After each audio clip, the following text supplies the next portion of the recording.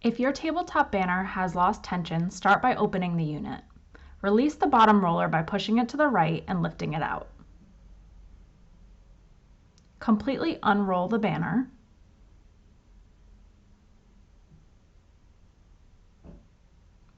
Begin re-rolling, focusing on keeping the roll tight and even, making sure the ends are aligned.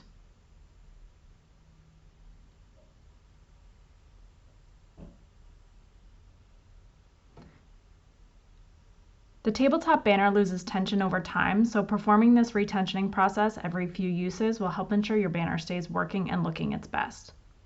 At the end, you should have a nice tight roll.